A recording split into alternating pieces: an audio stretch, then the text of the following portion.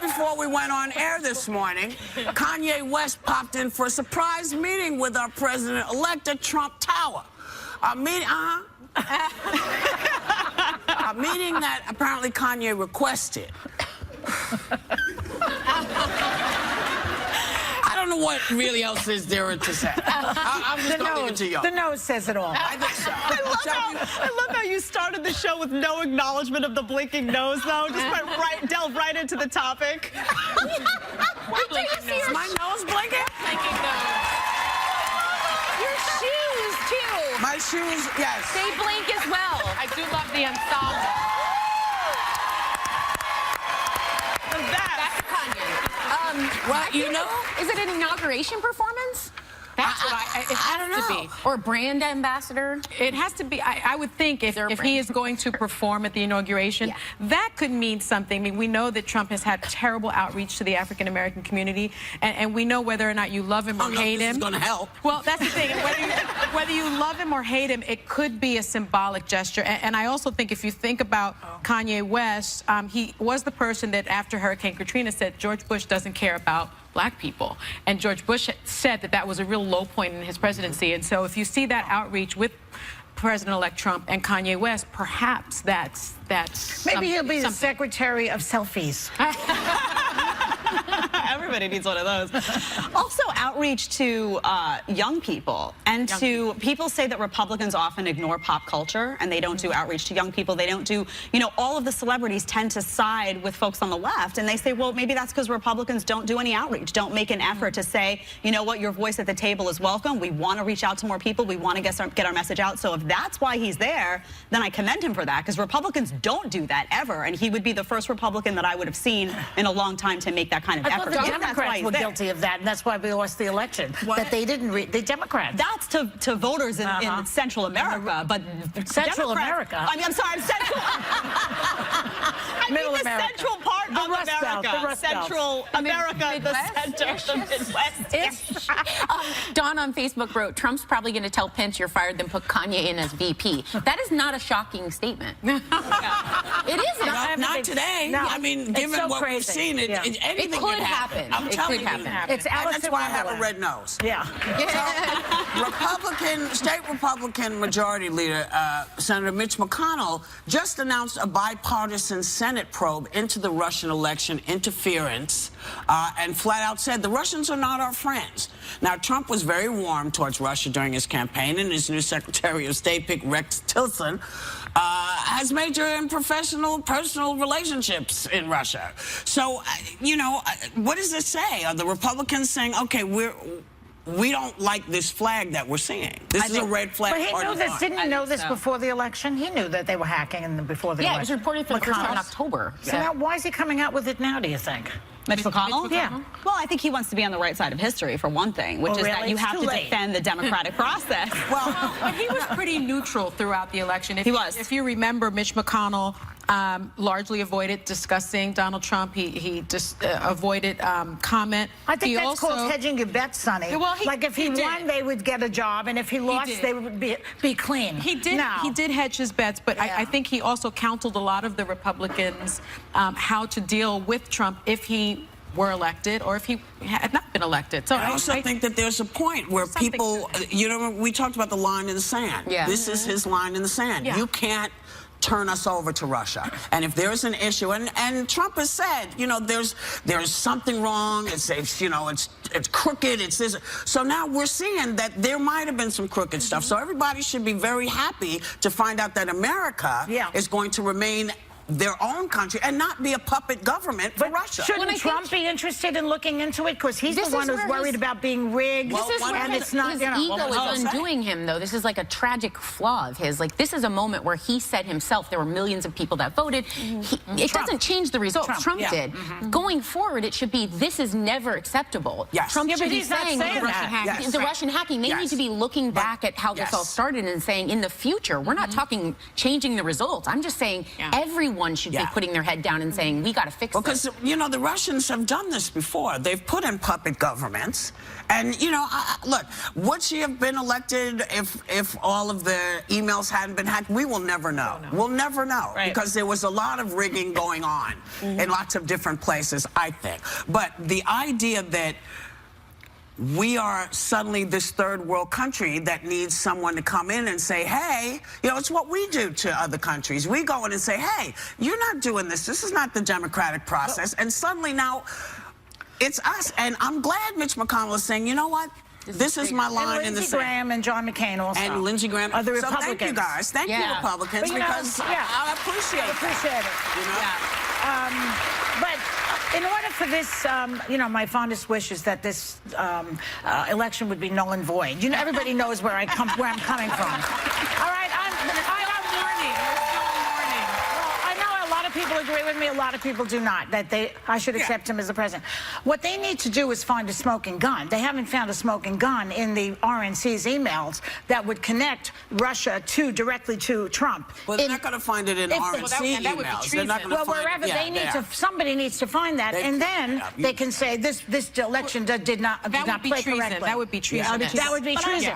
Short of that, I don't think they can undo the election because they're saying that Russia might have hacked into it, but they're not saying that there was a direct connection between Trump Well, and because Russia. there's not enough time. that. They've just copped to it. Something they've known, as you said, since, you know, almost a year ago. Right. They knew. You can't quantify the difference it had with those emails being released by That's what I'm WikiLeaks saying. We don't know. But you know what? The night is young. You never know what's going to happen. Well, that's why I say you have until the 20th. Anything Hope can happen. springs eternal. Yes.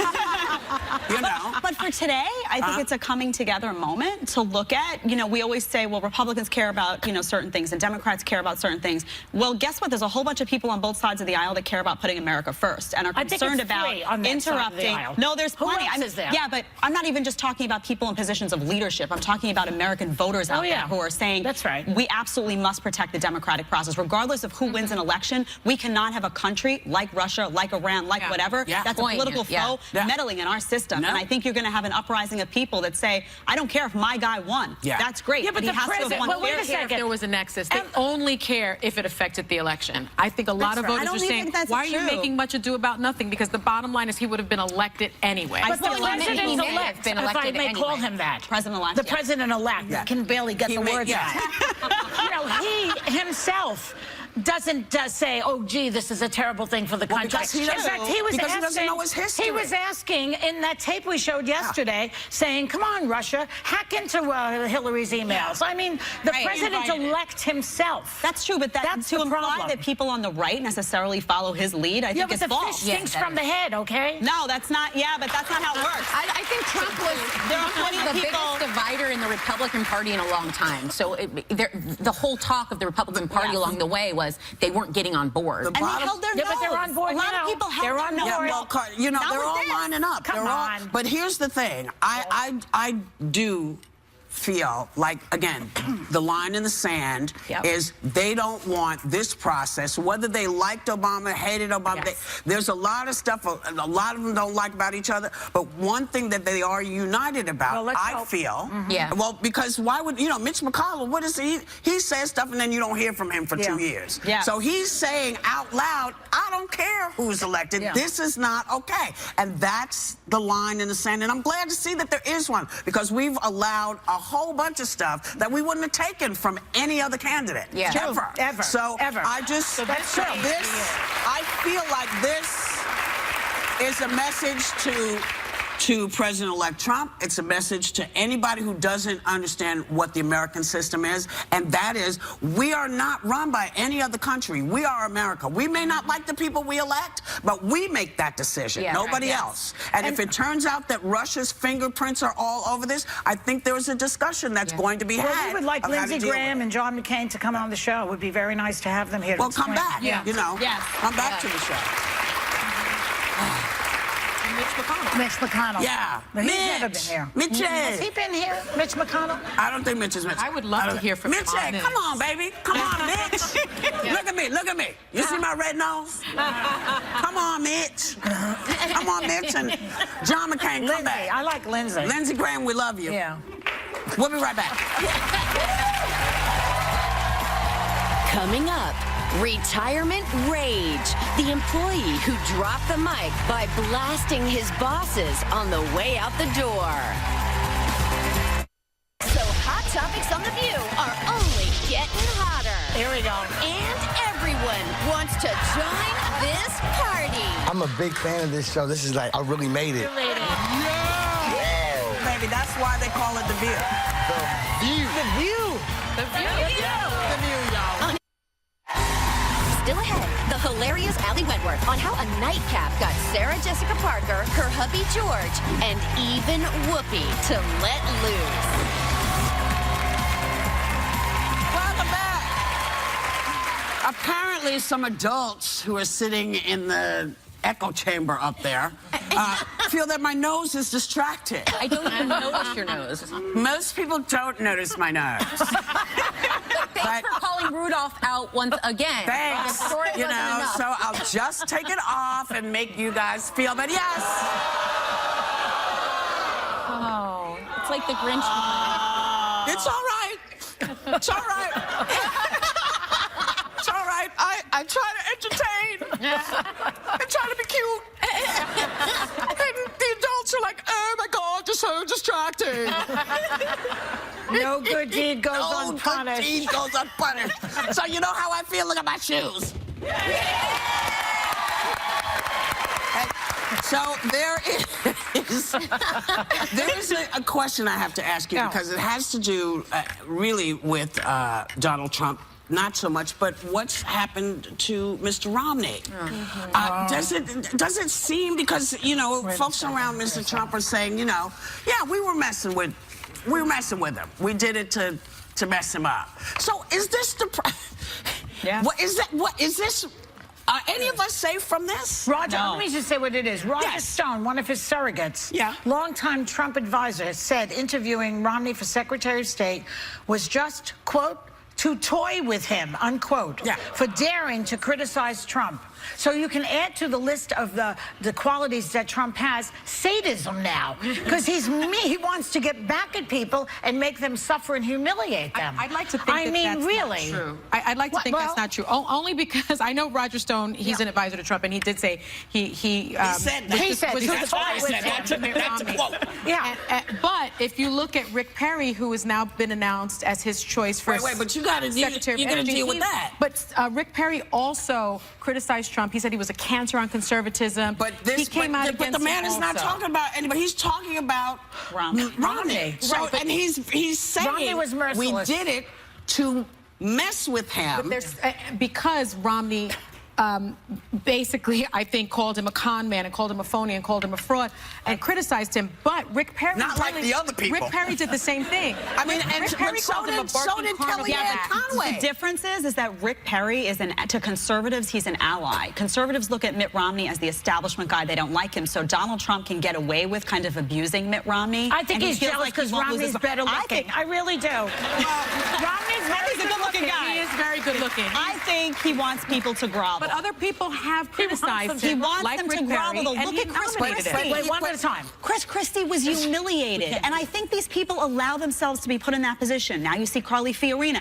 Stop. If you criticized him and he criticized you and he called you ugly or whatever, stay away. There's But see, no benefit that that's comes the from thing. allying But that's yourself with why him at this point. is so Stay away. offensive. Because, you know, a lot of people criticize Kellyanne Conway.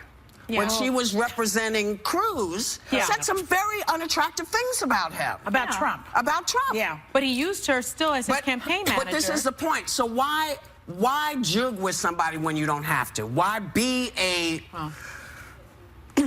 Sadistic. I'm telling you why, though, because and there are no humiliate- words. because There are humiliate the words guy. I I could hope they use, have but their finger on the button up yes. there. You know.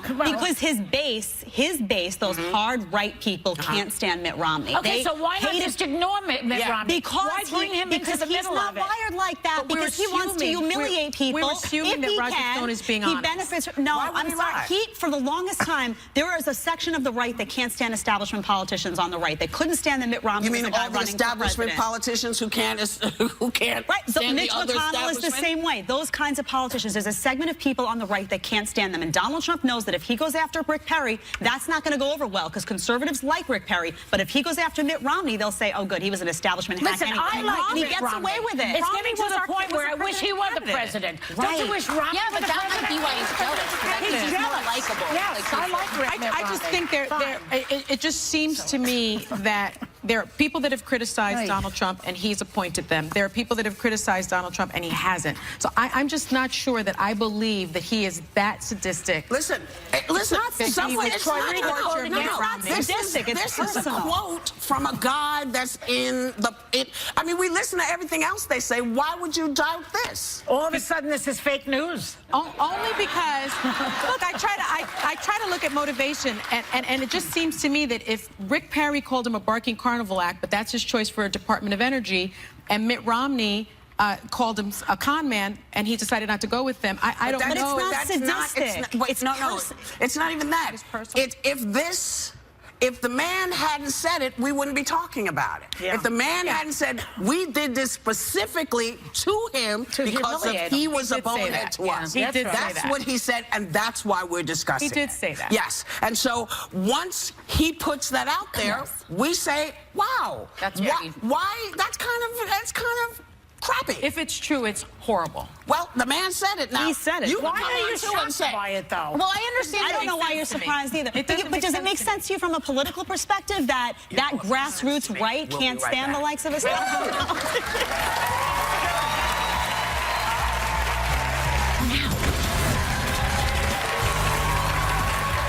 back. Psychology Today listed signs that you might be a perfectionist, like having trouble completing something because you're always trying to make it better. Let's speak to anybody at the Yes, time. that's me. I have so many brilliant ideas in my drawer. if I ever finish them, I'd be like Albert Einstein. I thought you said you had brilliant ideas in your drawers. I have that. I do. That's what I meant. Right in my drawer. That's exactly what I was talking about. It is. When I read this list for Hot Topics, so many of them spoke to me. It's kind of scared me. It's something that I've struggled with a long time. Like one is you can't trust others to do a task correctly, so you rarely delegate. You have demanding Only standards. you can do it. Only I can do it. I do that. Only I can That's do funny. it. Okay. You have demanding standards for yourself and others. That's true of you. And I like that. I like that. That's true of you. yeah. It's Oh, true. number 8 for you. You tend to fixate on something you messed up. Remember the Jeopardy? You know I do. I'm still fixated over I Jeopardy. know. It's like taking a bullet every time they show that damn big show. projects, if you think you can't nail it or finish it, you just keep waiting, like you don't To make go it near better. it. Yeah. To make it better. Well, in the delegating, I do that to Max all the time. He'll say, "I'll do it." I was like, "You're just not going to do it, right? Never mind." Like, and then I go do it myself. It's a terrible See, I problem. had this disease thanks to my dad. My dad has this. I call it a disease, honestly, because it drives you crazy. I had it thanks to my dad. I used to hate group projects when I was in school. I was always afraid someone was going to mess up. Yeah. I used to fixate if I took a test and I got, 8 things right and 2 wrong. I'd come home and I was obsessed, and I fixed it because of my mom. My mom came to me one day and she saw a kid that was going to be tortured her whole life and said, you know what? Life is too short for this. You need to learn to make mistakes. You need to learn that none of this stuff you're worried about is a big deal. And it worked? You need to chill out. And she repeated it so many times. Right. She said, I wanted you to be the kind of kid that could throw your hair back and say, you know what? Life is too short. And I finally learned it. It took me a long time. And I got to tell you, I'm so much happier. Really? Yeah, I bet. I'm not there. I have to play the tapes in my head all the time. It's okay, let it go. It's okay, let it go. It's okay, let it go. God, you It's need ruminating. This It's table ruminating. needs a lot of therapy. Let it go, let it go, let it go, let it go, let it go. A lot of shrinking at this table could be very useful. What could be useful? Shrinking therapy. Whoopi's my therapist. I've done it already. I've been there, done that. I know you taught me your little psychodynamic. Yeah, psychodrama. exercise. Yeah, I'll give you a psychodrama. I don't need this. I'm cool. No. See any of these that spoke No, to you? She doesn't. because I see something I have to get done, I get it done. I get it done. Yeah. And if I do it the best I can and somebody can do it better, fine, come back and do it. But I've done what I'm supposed to do. And I don't have time to fool around and go, well, it maybe needs to have a little bit more. You have a creative mind, it's too though. much. But my mind doesn't stop me from going forward. Yeah. Most of the time, I think people get fixated on stuff because they don't want to go to the next thing. Yeah. Sometimes it's just like, I don't want to deal with it right now. So I'm just going to do this until I'm ready to move on. And sometimes that's all it is. I find that I have this one here. You have demanding standards for yourself. In stand-up, And others. and others not as much. In for myself, in stand-up comedy, like if I have to do an hour show, it is incumbent upon me that I have to be funny for one entire hour. Like there can't be any lulls. They have to be laughing hysterically for 1 hour, or I refuse How to do it. hard is that to do? Don't you have to dips and valleys? It's been extremely stressful for 35 years. Yeah. It's very stressful because I watch some comedians and they have like gaps. You know, they're Bring it walking down, around. back up. People are relaxing. You know, they can have a minute to look at their iPhone. Not me. If you are not laughing every single second, and that's why I don't want to do it. I don't want to do it as much because I have too much writing on it. It's ridiculous. You should hang out with Jed's mom. Hang on, Mom. That's the only area, though. The rest of it, I don't have any you get anxiety about nervous? this show, for example. Oh, yes, of course. Do stand-up? Oh, yeah, very Stand-up nervous. is hard, I imagine. puke. I puke. Do you? Sometimes. I used to. You get nervous. You do Well, no, because Sometimes I don't I have have. the same issues that Joy has. Yeah, it's because different. Joy is a stand-up. I'm not a stand-up. You do stand up. She does. I'm not a stand-up. A stand-up has to do what Joy does. Yeah. I don't do that. I'm a storyteller. I was going to say, because I went to see you and you were I telling tell stories. I wanna be a storyteller and then- now. Well, you can. But you have to. I don't have the patience. I can't. But here's the thing about being a storyteller. What it does for me is if I see something and there's a hole, I can't get beyond the hole until I've fixed it. Oh. So the stories have to flow. Yeah, of course. You know, they have to flow. They can't be choppy. Well, that's So the same it's- kind of thing in a way. Well, in a way, but the puking. I do it differently because you know, most of my show's not written down. There are things that I like to talk about that Yeah. I always know I'm going to do. So if the audience is like not in the groove with me, Yeah. I go into the things I know is going to bring them in. I say. It was That's shocking it. to me when I went to What see your was show. what was the fact that I was funny? No, I know you're funny. At the King Theater, I think in Brooklyn, Yeah. you allowed the audience to ask you questions. Yeah. And Oh, I I was do like, that, too. oh my gosh, what are they going to ask? That was, for me, like the most fun part of the show. Wow, thanks. Well, it was so much fun. But it was very insightful. It was just really Yeah. interesting. Well, yeah, I mean, you know. Well, I do a Q&A, too. You do? Yeah. Yeah. See, I want to go see you in... Yeah, she's really good. You just missed her. She was just I was just at the Sugar House. I'm going to be at Foxwoods January 7th. Very I'm nice. going to go to that. Try this again. I'm going to go to that. And then that's We it. I have to should, okay, so we're going to tell you, audience, meet us at Foxwoods Yeah. for Joy's show on the 7th. We're gonna go. You sell this show You're out. coming? We will all be there to root with you, okay? We'll see you. We'll be right back. Welcome back. Sarah. I got Sarah. something, you guys. The holidays are a time to connect with people you love, and we're helping you do it for less this season. Really? Yes. Total Wireless offers unlimited talk and text plus 5 gigabytes of 4G LTE data on America's largest and most dependable network, all for just $35 a month. And we're making a connection with members of our audience right now because you're getting an LG X-Style smartphone and 1 month of Total Wireless airtime. That's nice.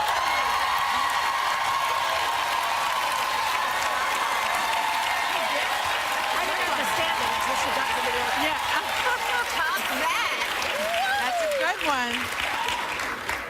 Well, She got to- golly. But until she got to the word phone, I didn't know what she was talking about. She's making it rain with her cards. You know, a Texas public school teacher was forced to remove a display, a Christmas display of Linus from, you know, Peanuts, the Peanuts I love that. cartoon. You know, the Peanuts Christmas Christmas cartoon. special, yeah. Along with the quote, "For unto you is born this day in the city of David a Savior, which is Christ the Lord." That's what Christmas is all about, Charlie Brown. Now that's direct from the cartoon. And they made him take it down. Well, there were many quotes from the cartoon. They picked one that was particularly provocative, I But think. it's saying to it's the heart of it, though. Well, to people who don't like the idea of keeping religion in public places, they don't like that. So that's yeah. But why do people have to get offended by everything? Like, I'm not religious, but if I see something, why does it have to offend you? Why can't you just say, I mean, I was raised Catholic for years. If I see a menorah, I say, oh, that's great. Someone's expressing themselves and what they love and what they're passionate about. If an atheist is entitled to not believe in anything, it doesn't offend me, though. And I think there's something wrong culturally if we jump to be offended by everything. Well, I also think there are... They agree with that. There are two ways to screen anything when it comes to religion. Are you making people do something with the religion, like a mandatory prayer? That would be a problem. Yeah. Or if you're saying that someone else that practices and approaches the school and says, can we make a door for this holiday? And you say no. Those should be the screening for it, because you're not making anyone do anything with the Charlie Brown display, and you're not saying you can't have your own door if you're Jewish or... And let's keep in mind, it is Christmas. It is Christmas. Okay? And just keep this in mind as well. It's also I was just let me do my thing. Go ahead. Sorry. Hanukkah and Christmas this year fall on the same day. Exactly. That's right. It doesn't happen that often. Yeah. But it does happen. And you know what? Christmas has come the same time every year for a very long time, particularly in this country. Now, what people get crazy about is nobody's trying to get rid of Christmas. You can't. Christmas is what it is. This is when it happens. It's always going to. Christmas trees are always going to happen. Yeah. Now, we're going to put menorahs up, too, because around the same time, the celebrations are the same. And, you know, Kwanzaa happens at the same time. And you know what? Kwanzaa, we need to get our Kwanzaa stuff together. We need more Kwanzaa songs so people can sing Kwanzaa. But I think that's the issue that this school confronted, because the law in that state says a display relating to a traditional winter celebration may not include a message that encourages adherence to a particular religious belief. So perhaps then it's ridiculous. It's a ridiculous. No. But they don't all fall at the same time. Christmas falls at this time. This is when you do it. If Hanukkah and Christmas are a weekend within, then you put them together. But you cannot pretend that Christmas doesn't start with the birth of Christ. Listen, I'm not, listen, don't do it, because I don't want to disappoint you. I don't want to disappoint you. I'm not a religious person, okay? I'm not a religious person, but I do know that Christmas starts with the word Christ. It's about the birth of Christ. So you can't erase that. Yeah. And if you don't believe in it, then you got Santa Claus. Santa Claus is not a religious thing. He's a big old guy with a nose and stuff. Hanukkah isn't even equal to Christmas. Their high holidays are Yom Kippur and Rosh Hashanah. So a lot of people that are Jewish will say, you guys put so much emphasis on Hanukkah, but Christmas is your high holiday and Easter is your Except that Hanukkah, when it comes to gifts, 8 days of presents. It's very I'm not going to lie. Very nice. So it's a whole thing. You know, let me just say one thing here, because I'm a very big Christmas fan. Yes. I love Christmas so much. Yeah. And I still say separation of church and state must be adhered to. In a public That's school. not what that means, though. That separation of church and state means preventing the establishment of a national religion, not preventing people from expressing their beliefs about religion. I agree with you, Joy, because the law in this state says you can't really have this adherence to a particular religion. But you're not forcing other people to adhere. But it's the same conversation. But it's the same conversation with a woman's right to choose. What I do with my body is my right. It is not your right to tell me. The same thing is if you believe in Christmas, it's not my right. I grew up and you know, kids who didn't go to Catholic school had Christmas, and we never knew what their religions were, but we hung because it was Christmas. It's a holiday. Yes, I know we have to go, but they wouldn't shut up. We'll be right back. Next, how did Allie Wentworth's nightcap with Sarah Jessica Parker end with a little girl on girl? Find out right after this. This week on The View, We want to kick things off with some really good news. 'tis the season. One of the funniest women we know is also our friend, funny woman Allie Wentworth. She's at her best in her new series Nightcap as a talent booker trying to survive life behind the scenes of a late-night talk show. Please welcome the very funny and fabulous Allie Wentworth.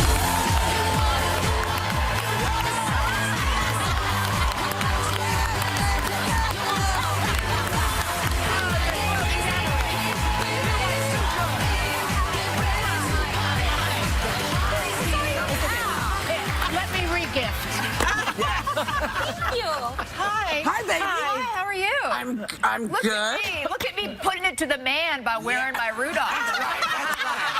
That's right. Yeah. On this show especially. Yeah. So, baby, you know, some are saying we're in a dark political time. You grew up in Washington, D.C. during lots of crazy other Watergate. crazy times. Yes, Yeah. yes. And it You want had me a to tell you about profound... it? Yeah, please yes. do. All right, well, let me take off my nose since we're starting there.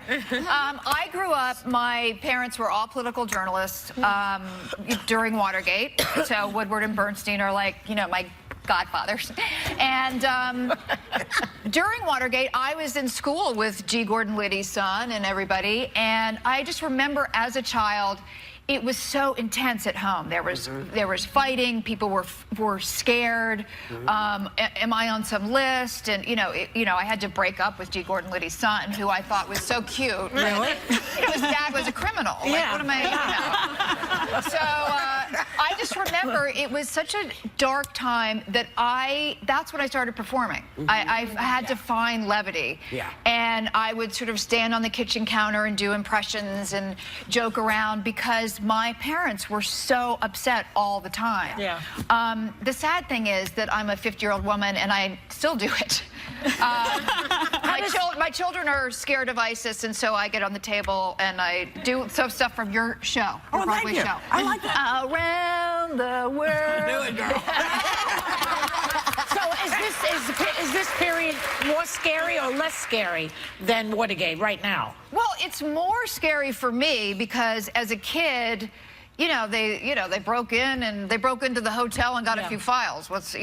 Now it's scary just because the world is so unpredictable and so different. Right. And It's much worse now. Yeah, and I have an 11-year-old daughter who doesn't really understand what ISIS is, but she knows that she's scared, and she's now sleeping in bed with us every night. Yeah. Which So what do you do, Allie? What do you do? You got little girls. You see what's happening. What can you say to other parents who are at their wits' end with their children, who are scared, and they're also scared as adults? This is what I say. I say two things. I say to my kids, one is, we help out everybody in this country that is really going to need our help. Whatever in organization, we give, we volunteer, we help out.